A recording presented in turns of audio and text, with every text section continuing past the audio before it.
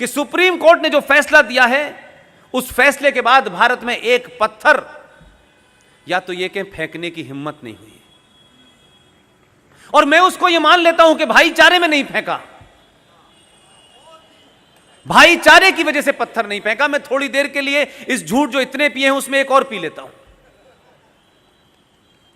तो क्या supreme court ने जो फैसला दिया, जिसे भारत के मुसलमान भाइयों ने दिल से स्वीकार किया है, हमें यह बात माननी चाहिए। मैं चाहता हूं कि सुप्रीम कोर्ट ने यह सोच के फैसला दिया कि भविष्य के भारत में ऐसी चुनौतियों को समाप्त कर दिया जाए, यह झगड़ा दोबारा ना हो। लेकिन इसीलिए मैंने कहा कि आज देश में एक सरकार है, सौहार्द का माहौल है, और जो लोग गजनबी और औरंगजेब को अपना वारिस बताते हैं, जो कहते हैं कि हम वारिस थे अब लावारिस हो गए, जो आपके शहर में बैठ करके ज्ञान देते हैं कि हम 15 करोड़ हैं, हम सबक सिखा देंगे, एक 15 मिनट का समय मांग रहा था, 2002 के बाद मांगना बंद कर दिया। तो इस किस्म की भाषा बोलने वाले लोग कम हैं, अच्छे मुसलमान बहुत हैं इस देश में। इन अच्छे मुसलमानों के ही सामने 6 महीने का समय निर्धारित करे और भविष्य में मथुरा और काशी को भी सुलझा दे। न कोई पत्थर फेंकेगा क्योंकि पत्थरों को रोकने वाले आ गए हैं, और सौहार्द की धारा देश में बहेगी। हम देखते हैं गंगा जमुना तहजीब कितने जोर से चलती है।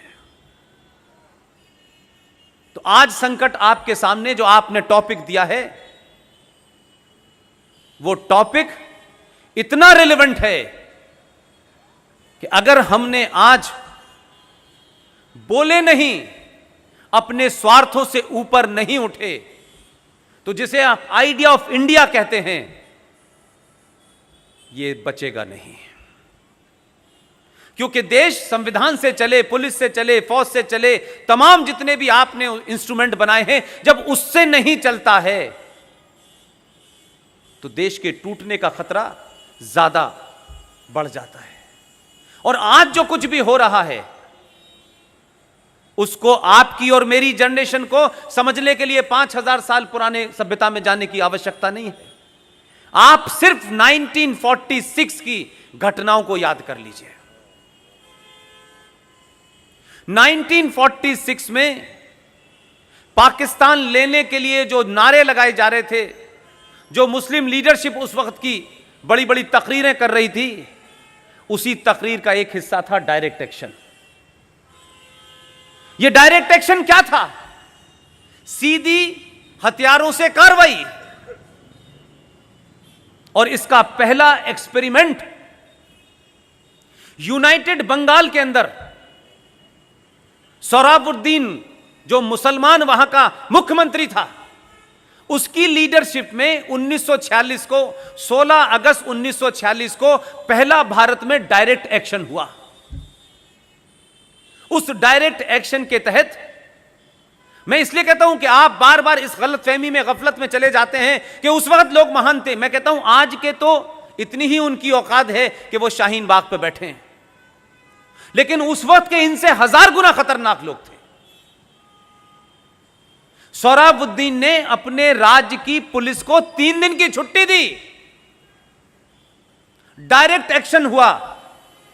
और आज तो इंफॉर्मेशन का दौर है, सब कुछ आपकी उंगलियों पे है।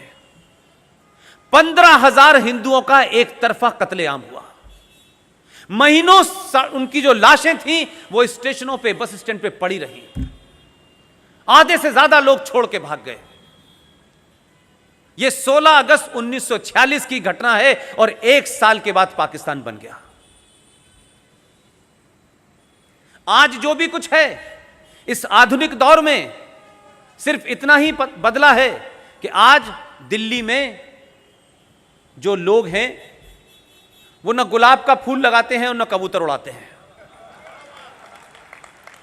इसलिए लड़ाई का वेपन बदला है, एजेंडा वही है।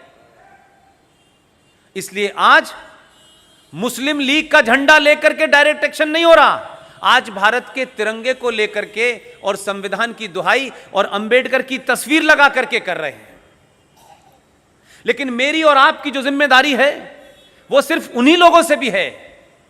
आप सवाल खड़ा करें, जिस अंबेडकर का बार बार नाम लिया जा रहा है, जिस अंबेडकर का बार बार हवाला दिया जा रहा है और यकायक अंबेडकर से प्यार हो गया है, अंबेडकर की किताब तो पढ़ लो भाई।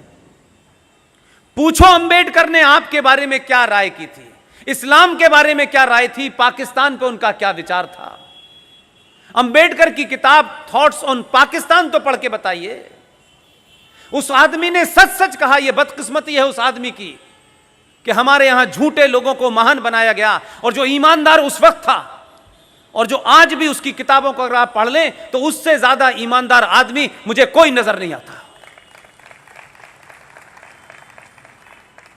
अगर उसकी बातों को माना होता तो आज यह दिन भारत को देखना नहीं पड़ता। थॉट्स ऑन पाकिस्तान में वो लिख रहे हैं, यह किताब मार्केट में अवेलेबल है, आप ले सकते हैं।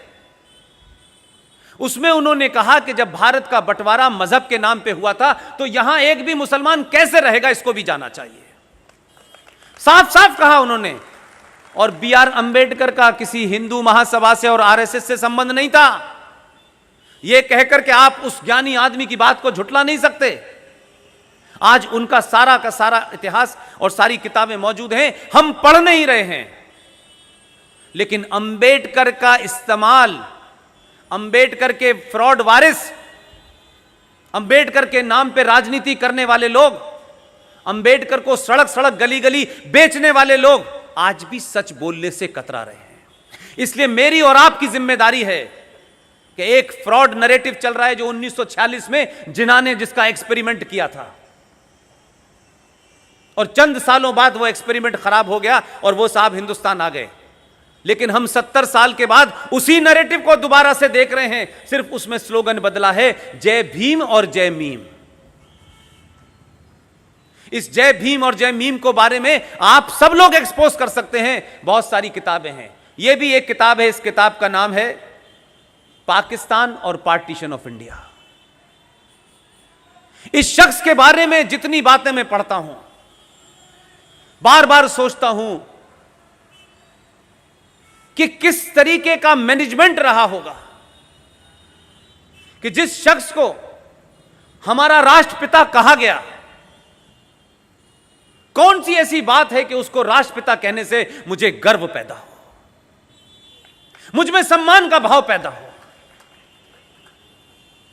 पूरी दुनिया क्या लिख रही है उनके बारे में, जो जो उन्होंने कहा वो सब आ रहा है सामने। लेकिन एक ऐसा आदमी के उस दौर में जिसे सत्ता नहीं चाहिए थी, उसने तब भी सच कहा और मरते मरते सच लिख के गया। इससे ज्यादा ईमानदार आदमी नहीं है। क्या ऐसा हो सकता है कि कोई हमारा आइडियल हो, कोई हमारा ऐसा युग पुरुष हो, कोई हमारा ऐसा लीडर हो और उसके बारे में हमें यह पता चले कि यह झूठा है, कायर है, चोर है, मक्कार है, इसने दुनिया के सारे झूठ बोले और हम उसको कहें कि यह हमारा महापुरुष है? हो सकता है? भगवान रामचंद्र जी भी लंका गए थे, उनकी पत्नी को कोई ले गया था, और आपको अगर यह पता चले कि वो लंका गए, अपनी पत्नी को छुड़ा के लाए और सोने की लंका लूट करके और वहां की तमाम औरतों को लेके आ गए थे, आपके मन में सम्मान का भाव जगेगा या अपमान का भाव जगेगा? लेकिन हमने यह होने दिया। और एक शख्स जिसे मैं आज के दौर में कहूंगा, हो सकता है कुछ लोगों को पॉलिटिकली इनकरेक्ट लगता हो, लेकिन आप सबसे और जो भी मेरी बात सुनते हैं, जो सौरभ भाई की बात सुनते हैं, 1000 साल के बाद आपको मौका मिला है, सच बोलिए, मत डरिए किसी से। जो आने हैं जाने हैं, सत्ताएं आएंगी चली जाएंगी, पार्टियां बनेंगी टूटेंगी, यह सिलसिला चलता रहेगा। आप अपना नाम किसमें दर्ज कराना चाहते हैं यह आज आपको तय करना है। यह कहने से कुछ मिलता नहीं है। हम सब लोग अपनी अपनी इनिंग खेल चुके हैं। कोई जीवन में ऐसा एजेंडा नहीं है जिसको लेकर के यह काम शुरू किया हो। यह पार्ट टाइम काम नहीं है कि चलो 10 मिनट के लिए राष्ट्रवादी हो जाते हैं, ऐसा नहीं है। यह कन्विक्शन के तहत लोग जो देश में काम कर रहे हैं, उनका यह अकीदा है, वो ये मानते हैं, इसलिए आपके साथ में हैं। और इसीलिए आप मुंबई जैसे शहर में, जहां लोगों के पास 2 मिनट का वक्त नहीं होता, हम जैसे लोगों को भी सुनने आप आते हैं, उसको मल्टीप्लाई करते हैं, विदेशों तक में लोग सुनते हैं। उसकी सिर्फ वजह इतनी है